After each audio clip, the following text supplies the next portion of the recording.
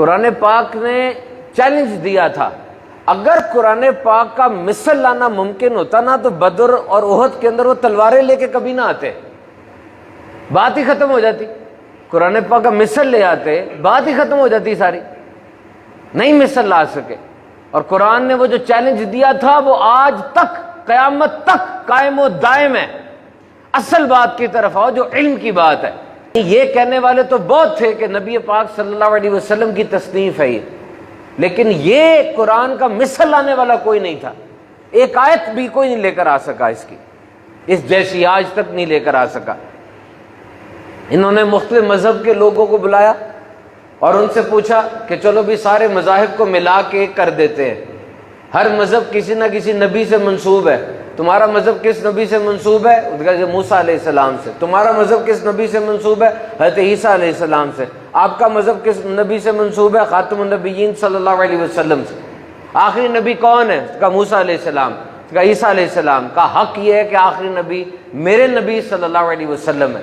کہ دیکھو بات معیار پہ ہوگی، بات سٹینڈرڈ پر ہوگی، بتاؤ کس نبی کا معجزہ موجود ہے؟ اگر نبی گزر گئے، معجزہ بھی گزر گیا، سمجھ لو دور بھی گزر گیا، سب چپ ہیں۔ اور مسلمان کھڑا ہو کر کہنے لگا دیکھیے یہ قرآن مجید یہ میرے نبی پاک صلی اللہ علیہ وسلم کا معجزہ ہے، یہ 1400 سال پہلے بھی معجزہ تھا، آج بھی معجزہ، قیامت تک معجزہ رہے گا۔ اس کی ایک آیت جیسی آیت 1400 سال پہلے بھی کوئی نہیں لے کر آ سکتا تھا، آج بھی نہیں لا سکتا، قیامت تک بھی نہیں کوئی لا سکے گا۔ 7 سال کے بچے کے سینے میں الحم سے لے کے والناس تک ہی آ جاتا ہے، اس سے بڑا معجزہ لا کے دکھاؤ۔ قرآن چیلنج کی ابتدا کرتا ہے کہ تم اسے انسانی ذہن کی اختراع قرار دیتے ہو، اے محبوب فرما دیجئے جاؤ سارے انسان اور جن مل کر آ جائیں، اپنے حمایتی بلا لے، اس قرآن کا مثل نہیں لا سکتے۔ نہیں کسی نے چیلنج ایکسپٹ کیا۔ پھر قرآن نے دوسرا چیلنج لانچ کیا، قرآن میں ہے جاؤ پورا قرآن نہیں لا سکتے، قرآن کی مثل نہیں لا سکتے، 10 صورتیں لے آؤ، سب خاموش ہے۔ تیسرا چیلنج لانچ ہوا، 10 صورتیں بھی نہیں لا سکتے، تم شک کرتے ہو اس پہ جو ہم نے اپنے بندہ خاص پہ نازل کیا، ایک سورت لے آؤ، 1 سنگل سورت۔ وہ فصیحانہ بلاغت اور وہ ان کی فصاحت تھی، ان کی شاعری کی پوری دنیا میں دھوم تھی، گنگ ہو کے رہ گئے سارے۔ وہ کہاں گئی ان کی فصاحت، کہاں گئی ان کی وہ شاعری، سب چپ رہ گئے۔ اور پھر قرآن نے چیلنج کے اس چیپٹر کو کلوز کیا اور کہا ٹھیک ہے جاؤ قرآن جیسی کوئی ایک بات ہی اٹھا کے لے آؤ، جاؤ ایک بات لے کر آ جاؤ۔ لبید عامری یہ وہ تھا جس کے بارے میں کہا جاتا تھا کہ خنجر کی نوک سے اس کے شعر گردن پر بھی لکھے جائے تو کم ہے۔ لبید بن ربیہ جس کے اشعار کو وہ خانہ کعبہ کی دیوار پہ لکھا جاتا تھا، یہ بڑی سعادت کی بات ہوا کرتی تھی۔ اور جب قرآن پڑھتا ہے سیدھا آتا ہے، آ کے نبی پاک صلی اللہ علیہ وسلم کے دست اقدس پہ اسلام قبول کر لیتا ہے کہ محمد صلی اللہ علیہ وسلم، یہ انسان کا کلام نہیں ہے۔ عتبہ بن ربیہ مروجہ علوم میں، سخن میں اور اس فن کے اندر ماہر سمجھا جاتا تھا، آیا آ کر اس نے فصاحت و بلاغت کا می برسا دیا، کہنے لگا محمد صلی اللہ علیہ وسلم ہمارے بتوں کو برا نہ کہے۔ بہت بولا بہت بولا، نبی پاک صلی اللہ علیہ وسلم نے اس کی بات سنی اور پھر کہا پھر اگر وہ منہ پھیرے تو تم فرماؤ کہ میں تمہیں ایسی کڑک سے ڈراتا ہوں جیسی کڑک عاد و سمود پر نازل ہوئی تھی۔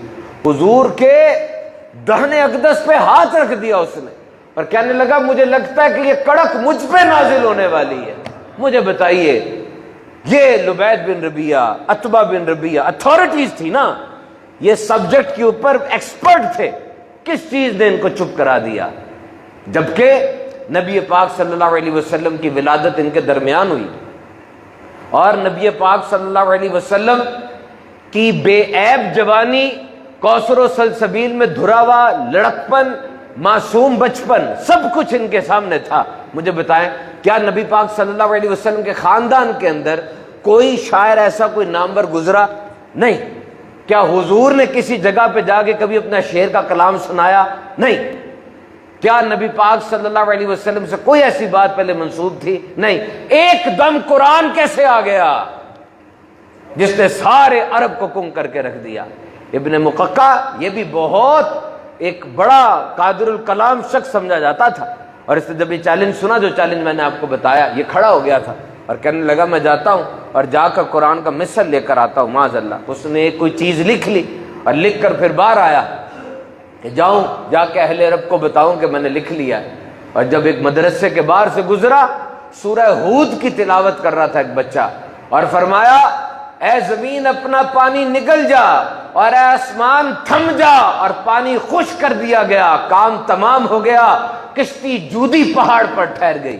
اس نے سنا، پلٹا، جا کر اپنی تحریر کو مٹا دیا اور کہنے لگا اس کلام کا مثل نہیں آ سکتا۔ محترم سامعین کرام، قرآن مجید وہ کلام ہے، وہ عظیم الشان کلام ہے کہ جس کا مثل نہیں آ سکتا۔ ایک مصنف تھا، وہ پاکستان سے کسی دوسرے ملک میں پہنچا، وہاں پہ انقلاب آیا تھا، اور انقلاب کے بعد اسلام کی چیزوں کو مٹایا جا رہا تھا، پیچھے کیا جا رہا تھا۔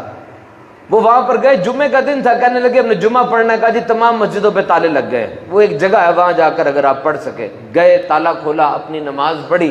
اب محلے داروں نے کہا یہ کوئی نیک آدمی لگتا ہے کہ اس نے ڈھونڈ کے جمعہ پڑھا ہے اور اپنی نماز پڑھی ہے، زور پڑھی ہوگی۔ کہا آ جائیں ہمارے گھر میں، مہمان نوازی ہماری، آ جائیں اور ہمارے گھر میں کچھ کھانا وغیرہ کھائیں۔ وہ گئے تو کیا دیکھا کہ وہاں قرآن پاک کے کچھ صفحات موجود ہیں، تو میزبان نے ڈر کے وہ صفحات بھی چھپانے چاہے۔ کہ کیا مسئلہ ہے؟ کہا کسی کے گھر سے قرآن مجید کا کوئی ایک نسخہ بھی نکل آئے نا تو اس کو سزا ہو جاتی ہے، بڑا بھیانک قسم کا انقلاب آیا ہے۔ کہتے ہیں اچھا جب یہ حالات آ گئے ہیں تو پھر بچوں کا کیا ہوگا، نئی نسل کا کیا ہوگا؟ کہاں ہے؟ سنیں ذرا، بلائیں بچے کو، بلائیں بچے کو، بلایا، بلا کر کہا الف لام میم، بچے نے پورا پارا سنا دیا۔ وہ حیران رہ گئے، ایک کو نثر پڑھنے کا کہا، اس نے ناظرہ پڑھنا شروع کر دیا۔ کہا یہ کیا ہے؟ کہا یہ جتنے بچے کھیل رہے ہیں یا حافظ ہیں یا ناظرہ قرآن پڑھنے والے ہیں، ہمارے سینوں میں جو تھا ہم نے ڈائریکٹ اپنی نسل کو بٹھا کر چھپا کر منتقل کرنا شروع کر دیا۔ وہ پکار اٹھا کہ حق کہا رب تعالیٰ نے قرآن میں کہ ہم نے اس قرآن کو نازل کیا اور ہم ہی اس کی حفاظت فرمانے والے ہیں، اس کو کون مٹا سکتا ہے؟ تو جن و انس کسی مخلوق میں یہ طاقت نہیں ہے کہ قرآن پاک میں کمی بیشی یا تحریف کر سکے، اور یہ ثابت ہے بات۔ 1400 سال ہو گئے۔ ایک غیر مسلم خلیفہ مامون رشید کے پاس آیا تھا اور آ کر اس نے بڑا نفیس اور عمدہ کلام کیا۔ خلیفہ مامون رشید نے اس کو اسلام کی دعوت دی، نہیں مانا۔ سال بعد آیا، مسلمان ہو چکا تھا، اور فقہ کے موضوع پہ اس نے بڑا زبردست 1 گھنٹے کی تقریر کر دی۔ خلیفہ مامون رشید نے کہا تجھے کس بات نے اسلام قبول کرنے پر آمادہ کیا؟ ہماری دعوت تو نے قبول نہیں کی تھی۔ وہ کہنے لگا میں یہاں سے گیا، میں نے تورات کے اندر کچھ تبدیلی کی، اور جو لوگ تورات کو مانتے ہیں ان کو وہ تبدیل شدہ نسخہ دیا، انہوں نے رکھ لیا۔ پھر میں نے انجیل میں کچھ تبدیلی کر دی، اور انجیل کا وہ تبدیل شدہ نسخہ ان کو دیا، انہوں نے رکھ لیا۔ پھر میں نے قرآن پاک میں کچھ تحریف کر دی، اور کسی اسلامی کتب گھر میں جا کے ان کو کہا یہ رکھ لو، انہوں نے پہلے لے کر اچھی طرح پڑھا اور پھر کہا نہیں یہ ہمارا قرآن نہیں ہے۔ میں نے کہا واقعی یہ ڈیوائن سیٹ اپ ہے، اور میں نے اسلام قبول کر لیا۔ تو محترم سامعین کرام، یہ بات یاد رکھیے کہ دنیا میں لاکھوں کروڑوں کتابیں لکھی گئی ہیں، ہر کتاب کا اپنا ایک وزن، اپنی ایک اہمیت ہے، لیکن کوئی کتاب بھی ایسی نہیں ہے جس کا موازنہ، مقابلہ قرآن پاک سے سوچا بھی جائے۔ بعض لوگ کہتے ہیں کہ قرآن پاک میں ترتیب نظر نہیں آتی، موضوعات شفل ہوتے ہیں، تو یہ تو آپ کا ادب ہونا چاہیے کہ جب آپ نے قرآن پڑھنا ہے، قرآن جس طرح موضوع بدلتا جائے آپ کی طبیعت کا رنگ بھی ویسے بدلتا جائے، قرآن کے رنگ میں رنگتے چلے جائیں۔ کبھی مہاجرین کی بات ہو رہی، کبھی قیامت کی بات، نماز صلات کا ذکر آ گیا، زکوٰۃ کی بات آ گئی۔ باقی ہم مانتے ہیں ترتیب قرآن پاک کے اندر ویسی وہ نظر نہیں آتی جو دیگر کتب کے اندر ہے، لیکن آپ قرآن کا موازنہ نہیں کر سکتے۔ قرآن اللہ کا کلام ہے۔ تاریخ کی کتاب جب آپ پڑھتے ہیں نا، تاریخ دان کا کام آپ کو صرف تاریخ کے بارے میں بتانا ہے۔ جب آپ معیشت کی کتاب پڑھتے ہیں، اس اکانومسٹ کا کام آپ کو معیشت کے اسرار و رموز سمجھانا ہے۔ جب آپ قانون کی کتاب پڑھتے ہیں، اس لائر کا کام آپ کو صرف پاکستان پینل کوڈ کے بارے میں بتانا ہے۔ لیکن قرآن وہ نہ لا کی کتاب ہے، نہ جیولوجی کی، نہ باٹنی کی، نہ کامرس کی، نہ سائنس کی، نہ انجینئرنگ کی، نہ میڈیکل کی، بلکہ یہ سارا کچھ قرآن کے اندر موجود ہے۔ یہ ضروری نہیں ہے کہ سارا آپ کو مل جائے، یہ ضروری نہیں ہے، حضرت علی فرماتے ہیں کہ میں چاہوں تو سورہ فاتحہ کی تفسیر سے 70 اونٹوں کو بھر دوں. ایوری تھنگ از ان قرآن. اور فرمایا سورہ انعام میں ہم نے اس کتاب میں کوئی شے نہیں اٹھا رکھی، ہر خشک اور تر چیز کا بیان اس کتاب میں ہے. تو زمین سے لے کے آسمان کے اوپر تک جو کچھ ہے یا تو خشک ہے یا تر ہے، اور سارا خشک اور تر قرآن کے اندر موجود ہے. حضرت عبداللہ ابن عباس ترجمان قرآن ہیں، آپ اس امت کے بہت بڑے عالم ہیں، اور آپ فرماتے ہیں کہ میرے اونٹ کی رسی گم جائے میں قرآن کھول کے ڈھونڈ لوں گا. یہ تو ڈیپینڈ کرتا ہے. یہ آپ کے ساتھ جنرل ہاسپٹل ہے، آپ بیسک سائنسز کی کتاب لیجئے، انیٹمی کی یا جو کن کی کتاب ہوتی ہے میڈیکل سائنس کی جو بیسک کتاب ہے فرسٹ ایئر سیکنڈ ایئر کی، وہ جا کے ایک ہاؤس آفیسر کو دیں جو ابھی چھوٹا ڈاکٹر ہے، وہ اپنے علم کے لحاظ سے معنی اخذ کرے گا. وہ آپ سینئر رجسٹرار کو دیں، وہ آپ اسسٹنٹ پروفیسر کو دیں، فل پروفیسر کو دیں، ڈین کو دیں. ہر بندہ اپنے علم کے لحاظ سے اس کتاب سے چیزوں کو اخذ کرے گا. تو قرآن مجید جو جیسا ماہر ہوگا اتنا پڑھتا چلا جائے گا. یاد رکھیے گا کہ نبی پاک صلی اللہ علیہ وسلم کی بعثت سے پہلے جو کتابیں نازل ہوئیں وہ حضور صلی اللہ علیہ وسلم کی ولادت سے بہت پہلے اس میں تحریفات ہو چکی ہوئی تھی، تبدیلی ہو گئی ہوئی تھی. اور وہ لوگ جو ان کتابوں کے عالم تھے انہیں اچھی طرح پتا تھا کہ وہ باتیں جو ان کتابوں میں ہیں قرآن نے انہی باتوں کو بہترین انداز سے عطا کیا اور اس میں لکھی ہوئی. جیسے حضرت موسیٰ علیہ السلام، حضرت مریم رضی اللہ تعالیٰ عنہ، حضرت ابراہیم علیہ السلام، یہ ساری باتیں قرآن میں ہیں اور بہترین انداز سے. اور ابھی تو چیدہ کچھ باتیں میں آپ کو بتاؤں گا، غور سے سماعت فرمائیں گے تو آپ کے ذوق کو، آپ کے شوق کو ایک جلا نصیب ہوگی. یہ تو اوپر سے جو باتیں ہمیں نظر آ جاتی ہیں، گہرائی کتنی ہمیں اندازہ نہیں ہے. سائنس کہتی ہے کہ this universe is 13.7 billion years old. یہ سائنس کہتی ہے کہ 13.7 ارب سال پرانی ہے یہ کائنات. سائنس سے ہی پوچھو کہ 13.7 ارب سال پہلے کیا تھا. جو کوئی نہیں ہے پھر وہ آ جاتا ہے نا، تو جب وہ نہیں ہوتا پھر تو کچھ نہیں ہوتا، پھر وہ آ جاتا ہے. تو 13.7 ارب سال پہلے کائنات نہیں تھی، ایک دم سے کہاں سے آ گئی؟ From nothingness to this expanse. آج 500 ارب کہکشائیں گیلیکسیز کا کہا جاتا ہے دنیا میں، یہ یونیورس کے اندر موجود ہے، اور ہر گیلیکسی کے اندر 200 ارب کھرب سیارے موجود ہیں. اتنا کچھ کہاں سے آ گیا مجھے بتائیے، ہاؤ از اٹ پاسبل؟ اور اب سورہ ابراہیم سنی آیت نمبر 10 قرآن میں ہے، وہی اللہ ہے جو آسمانوں اور زمینوں کو بنانے والا ہے. سورہ روم میں آیا، اور آسمانوں اور زمینوں کی پیدائش اور تمہاری زبانوں اور رنگوں کا اختلاف اس کی نشانیوں میں سے ہے، بے شک اس میں علم والوں کے لیے نشانیاں ہیں.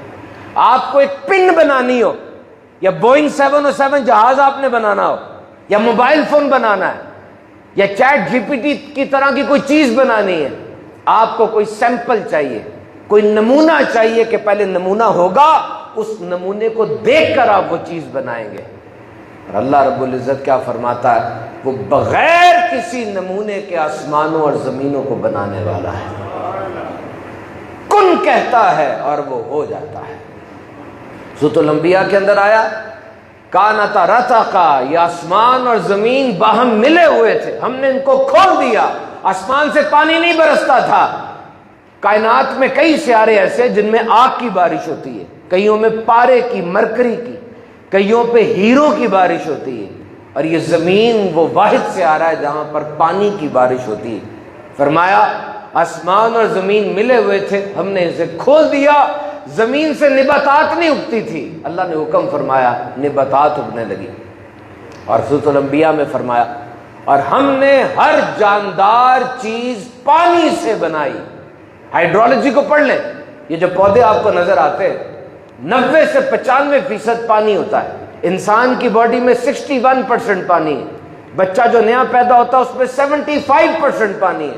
ایک مرجھایا ہوا پتا جس کو یوں کریں چرچر کر کے تباہ ہو جاتا ہے، 20 سے 30% پانی اس کے اندر بھی ہوتا ہے. یہ 1400 سال پہلے اڑتے ہوئے بگولوں میں اور عرب کے آوارہ گردی کرتے بدوؤں کے اندر یہ کتاب نازل ہو رہی ہے، کیسے راز اس میں بیان کیے جا رہے ہیں. And when Allah mentioned His ability to bring us back to life on the day of judgment، جب اللہ فرماتا ہے کہ میں بروز قیامت تمہیں اسی پرفیکشن کے ساتھ دوبارہ زندہ کروں گا، تو جسم میں کتنے کمپلیکس آرگنز موجود ہیں، جسم میں کتنے پیچیدہ اعضاء ہیں. لیور ہے، 500 فنکشن ہے اس کی، پھیپڑا ہے، گیسز کی سیچوریشن کو مینٹین کرتا ہے، دماغ ہے. لیکن رب فرماتا ہے سورۃ القیامہ کے اندر، اور ہم تمہاری انگلی کے پورے اسی طرح ٹھیک کر دینے پر قادر ہیں. اتنی چھوٹی سی چیز ہے بظاہر، یہ بڑے بڑے اعضاء کو چھوڑ کے اس کو مینشن کیا گیا، لیکن آج یہ پتہ چلتا ہے کہ یہ انگلی کے پورے there are the exclusive proof for your identity. دنیا میں کوئی دو انسان ایسے نہیں ہے جن کی انگلی کے پورے آپس سے ملتے ہیں. اور پھر یہ فرمایا، اور جسے اللہ ہدایت دینا چاہتا ہے اس کا سینہ اسلام کے لیے کھول دیتا ہے، اور جسے گمراہ کرنا چاہتا ہے اس کا سینہ تنگ، بہت ہی تنگ کر دیتا ہے، گویا وہ زبردستی آسمان پہ چڑھ رہا ہو. مجھے بتائیے، آسمان پہ چڑھو گے تو سینہ تنگ ہو جائے گا، چیسٹ کنسٹرینٹ آ جائے گا، آکسیجن کم ہو جائے گی. 1400 سال پہلے 1903 کے اندر پہلی کنٹرولڈ فلائٹ گئی تھی، اور پھر سائنس نے بتانا شروع کیا کہ 12,500 فٹ پر جب جہاز چلا جاتا ہے اس وقت پائلٹ اعلان کر دیتا ہے کہ آکسیجن دے دو ان کو، 14,000 فٹ تک جا سکتا ہے. اور تھوڑا سا اور اوپر چلا جائے تو انسان کا خون کھولنا شروع ہو جائے گا، تباہ ہو جائے گا. آج آ کے اس بات کا پتہ چل رہا ہے، قرآن واضح طور پہ کہہ رہا ہے. اور پھر فرمایا، وہ جس نے ایک دوسرے کے اوپر 7 آسمان بنائے، اے بندے تو رحمان کے بنانے میں کوئی فرق نہیں دیکھے گا، بس تو نگاہ اٹھا کر دیکھ، کیا تجھے رکھنا نظر آتا ہے؟ پھر دوبارہ نگاہ اٹھا کر دیکھ، نگاہ تیری ناکام ہو کر تھکی ماندی پلٹ آئے گی. دیکھو تو صحیح، ایک دفعہ میرے ساتھ سوچے، یہ بغیر ستونوں کے چھت یعنی آسمان جو کھڑی کر دی، اور دیکھیے یہ سورج چاند ستارے کی پوری فیملی، یہ سب کی سب اپنے ایک مدار میں گھومتی ہے، رکتی نہیں ہے، غلطی سے یا تھک کر بھی نہیں رکتی، رستہ بھی نہیں بدلتی. یہ سب کیا ہے؟ کوئی ایڈمنسٹریشن تو ہوگی نا، کوئی کنٹرول ہوگا. اور پھر سمندر کے اندر تقریباً 22 لاکھ مختلف قسم کے جانور اور پودے دریافت ہو چکے ہیں سمندر کے اندر. سمندر کا پانی نمکین ہوتا ہے، اور یہ نمکین پانی جانداروں کے لیے بہت ضروری ہے. یہ مر جاتے ہیں اسی نمکین پانی میں تحلیل ہو جاتے ہیں. کس نے؟ جس نے یہ ساری سیچوریشن مینٹین کر کے رکھی ہوئی ہے. ہوا میں آکسیجن ہے، تقریباً 21% آکسیجن ہے، اور ہم دن کے اندر 2000 گیلن آکسیجن جسم کے اندر لے کر جاتے ہیں. ہوا میں یہ آکسیجن کی مقدار مینٹین کیسے ہوئی ہے؟ تمہیں کوئی رکھنا نظر نہیں آئے گا. سوچتے چلے جاؤ، حیران رہ جاؤ گے. پہلے انسان کہتا تھا کہ سورج رکا ہوا ہے، سارے رکے ہوئے ہیں، لیکن اب نیسا کی ویب سائٹ پر میں نے پڑھا کہ دس ہیز بین ڈسکارڈڈ، سورج کسی نہ کسی مقام کی طرف بڑھ رہا ہے. قرآن سنو، سورہ رحمان، سورج اور چاند حساب سے ہیں، اس نے 2 سمندر بہائے، دونوں ملے ہوئے لگتے ہیں، ان کے درمیان آڑ ہے، وہ ایک دوسرے کی طرف نہیں بڑھ سکتے. اور سورہ یاسین میں فرمایا سورج کو لائق نہیں کہ وہ چاند کو پکڑے، اور نہ رات دن پر سبقت لے جانے والی ہے، ہر ایک اپنے دائرے میں تیر رہا ہے. سوچتے چلے جائیے اللہ تعالیٰ کی قدرت کا قرآن مجید میں کیسا بیان ہے. فرمایا یہ قرآن ہے جس میں تمہارے اگلے پچھلوں کی خبریں ہیں، تمہارے آپس کے فیصلے ہیں. قرآن فیصلہ کن ہے. کیسی زبردست بات ہے. اور سننا پہلے ہوتا ہے کہ دیکھنا پہلے ہوتا ہے. جب بچہ 18 ہفتے کا ہوتا ہے نا، 18 ہفتے کا، اس کو ماں کے پیٹ کے اندر سے آوازیں آنا شروع ہو جاتی ہیں. ماں کے دل کی دھڑکن کی آواز، ماں کے خون کی گردش کی آواز، ماں کے پیٹ میں جو گراؤلنگ ہو رہی ہے اس کی آواز، ماں کے سانس کی آواز. اور 22 ہفتے کا ہوتا ہے اس کے کان بننے شروع ہو جاتے ہیں. اور جب 24 ہفتے کا ہوتا ہے اب اس کی ویژن تھوڑی سی کلیئر ہوتی ہے. ماں کے پیٹ پہ الٹرا ساؤنڈ انہوں نے کر کے دیکھا، شعاع ماری تو اس نے تھوڑی سی آنکھیں جھپکی تھی. پہلے سنتا ہے پھر دیکھتا ہے. اور اب دیکھیے قرآن مجید کے اندر کتنے واضح طور پہ فرمایا سورۃ الدہر کے اندر، بے شک ہم نے آدمی کو پیدا کیا تاکہ ہم اس کا امتحان لیں، تو ہم نے اس کو سننے والا اور دیکھنے والا بنایا. پہلے سننے والا بیان کیا گیا. کیا شان ہے. تو یہ قرآن مجید ہے. پہاڑ کے بارے میں آج دنیا کے اندر تقریباً 10,08,000 پہاڑ موجود ہیں. گیس آئیے وہ پہاڑ جو 1000 فٹ اونچا ہوتا ہے نا اس کو پہاڑ کہا جاتا ہے سائنس کی روشنی میں. اور پہلے پہاڑوں کے بارے میں کیا کہتے تھے عرب کے لوگ کہ یہ پلرز ہیں, ان کے اوپر آسمان کی چھت کھڑی ہوئی ہے, 7 سیڑھیاں یوں کہا جاتا تھا. قرآن مجید میں واضح طور پہ کہا سورۃ الانبیاء میں, اور زمین میں ہم نے مضبوط لنگر ڈال دیے تاکہ لوگوں کو لے کر حرکت نہ کرتی رہے. فرمایا کیا ہم نے زمین کو بچھونا نہ بنایا اور پہاڑ کو میخیں. اور آج نیو یارک کی کارنل یونیورسٹی کی تحقیق ہے کہ پہاڑ جتنا اوپر ہوتا ہے 5.6 ٹائمز اس کی گہری جڑ زمین کے اندر ہوتی ہے. ماؤنٹ ایورسٹ 29,000 فٹ اونچا ہے, اس کی 5.6 گنا فٹ نیچے جڑ موجود ہے. اور قرآن یہ ثابت کر رہا ہے. اور میں آپ کو عرض کروں پہاڑ کے بارے میں, قیامت کے دن پہاڑ کی حالت کیا ہوگی. 5 حالتیں قرآن میں بیان کی گئی ہیں. سورۃ الحاقہ میں پہاڑوں سے اکھاڑ کر چورا چورا کر دیا جائے گا. سورۃ القاریہ میں پہاڑ دھنکی ہوئی رنگین اون ہو جائیں گے. سورہ واقعہ میں پہاڑ بکھرے ہوئے غبار کی طرح ہو جائیں گے. سورۃ الطٰہٰ میں غبار بنا کر پہاڑوں کو اڑا دیا جائے گا. سورۃ الطور میں غبار بن کر اڑنے کے بعد پہاڑ تیزی سے چل رہے ہوں گے لیکن تمہیں رکے ہوئے نظر آئیں گے. اور کیا کیا انسان نے کچھ بنانا ہوتا ہے اسے روشنی چاہیے ہوتی ہے, اور رب تعالیٰ اندھیروں میں صورتیں بناتا ہے. فرمایا ماں کے پیٹ میں 3 اندھیروں کے اندر, 3 اندھیروں میں, آج سائنس ثابت کر رہی ہے, ایمبرینک سٹیٹ ہوتی ہے, پری ایمبرینک سٹیٹ ہوتی ہے اور فیٹل سٹیٹ ہوتی ہے. تو میرے محترم سامعین کرام, وقت کا تقاضا یہ ہے ہم قرآن مجید کی کتنی تلاوت کرتے ہیں یہ سوچئے. بلکہ جب سے یہ واقعہ ہوا اس وقت سے اب تک کتنا قرآن پڑھ لیا ہم نے. پچھلے ہفتے میں 168 آورز تھے, 168 آورز. کتنا قرآن ہم نے پڑھا. قرآن 1 کا 10 دیتا ہے, 1 حرف پڑھیں 10 نیکیاں ملتی ہیں. اگر نماز کے اندر پڑھ رہے ہیں کھڑے ہو کے تو 1 کی 100 نیکیاں ملتی ہیں. مجھے بتائیے کیا قرآن صرف 1 کا 100 ہی دیتا ہے, 1 کا لاکھ نہیں دیتا, 1 کا کروڑ, 1 کا ارب نہیں دیتا. کیا قرآن سے آپ ٹریڈ کر رہے ہیں. ایک بندہ ٹیکسی میں بیٹھا, ٹیکسی والے نے تلاوت لگا دی. بندے نے پوچھا کوئی مر گیا؟ کہا ہاں ہمارے ضمیر مر گئے ہیں کہ ہم نے قرآن کو صرف موت کے لیے رکھا. ایک بادشاہ گورنر سے کہتا ہے شہر میں محل بناؤ میرا. وہ گورنر روزانہ بادشاہ کا خط چوم رہا ہے, محل نہیں بنا رہا, روز چوم رہا ہے, محل نہیں بنا رہا. مہینے کے بعد بادشاہ آ کر کہے گا کدھر ہے محل؟ وہ کہے گا بادشاہ سلامت جو خط آپ کا آیا تھا نا وہ تو میں روز چوم رہا تھا. کیا وہ گورنر بادشاہ کے عطاعت کا حقدار نہیں ہوگا؟ پڑھنا قرآن کو بہت بڑی نیکی ہے, لیکن یہ صرف کافی نہیں ہے. قرآن قبر کا ساتھی ہے. قرآن انسان کو قبر کے عذاب سے بچائے گا. دیکھو اس کی تیاری کر لو. ایک لاش ہو نا, لاش بندے کی, اس لاش کے پاس جا کر کہو تمہارے لیے میں نے 2 کروڑ کی کوٹھی لی ہے, کچھ ہوگا اسے؟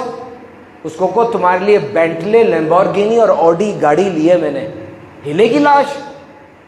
کیوں؟ یہ انسان انہی کاموں کے لیے تو ساری مطلب زندگی کام کر رہا ہے. ایک ایک سیکنڈ اس کا یہی باتیں سوچتے ہوئے گزر رہی ہیں, آج وہ ہل بھی نہیں رہا. اس کا مطلب یہ ہوا کہ صرف اور صرف جو چیز ہے نا وہ زندگی ہے. زندگی نکال لی گئی, یہ سارا کچھ چلا گیا, یہ سب کچھ صرف آپ کے دماغ میں ہے. زندگی اگر ہے اس کی قدر کرو, قرآن پڑھو. ایک فرشتہ رب تعالیٰ کی طرف سے دن میں ندا کرتا ہے, دن میں کہتا ہے اے 40 سال والو, اے 40 سال والو فصل کاٹنے کا وقت آ گیا. اے 50 سال والو حساب کی تیاری کر لو. اے 60 سال والو تم نے آگے کیا بھیجا اور پیچھے کیا چھوڑا.